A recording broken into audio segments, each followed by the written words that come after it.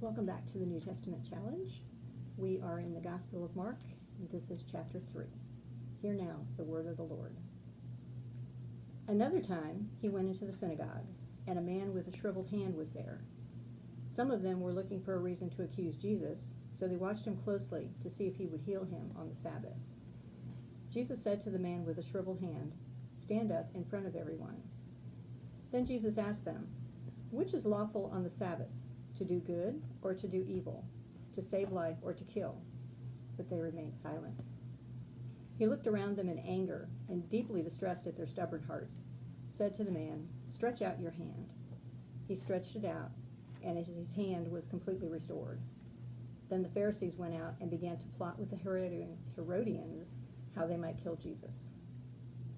Jesus withdrew with his disciples to the lake, and a large crowd from Galilee followed.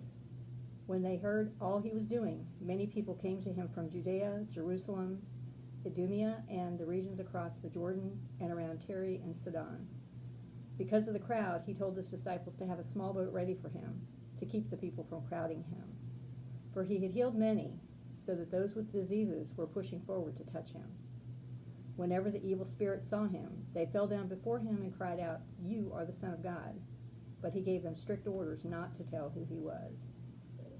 Jesus went up on a mountainside and called to him those he wanted, and they came to him.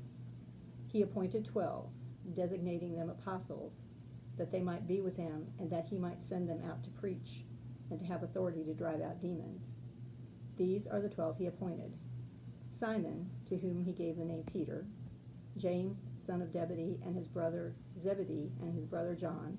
To them he gave the name Boanerges, which means sons of thunder; Andrew, Philip, Bartholomew, Matthew, Thomas, James, son of Alphaeus, Thaddeus, Simon the Zealot, and Judas Iscariot, who betrayed him.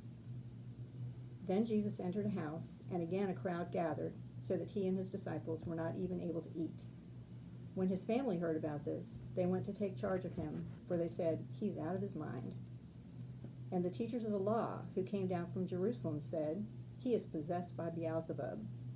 But the prince of demons, he's driving out demons." So Jesus called them and spoke to them in parables. "How can Satan drive out Satan? If a kingdom is divided against itself, that kingdom cannot stand. If a house is divided against itself, that house cannot stand. And if Satan opposes himself and is divided, he cannot stand. His end has come.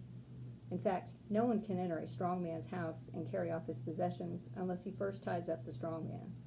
Then he can rob his house. I tell you the truth, all the sin and blasphemies of men will be forgiven them.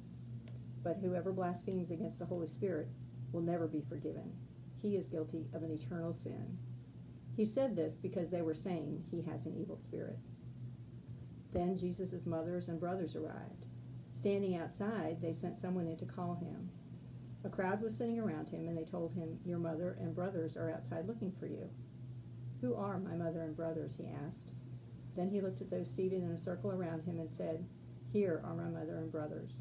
Whoever does God's will is my mother and sister and brother." This is the word of the Lord.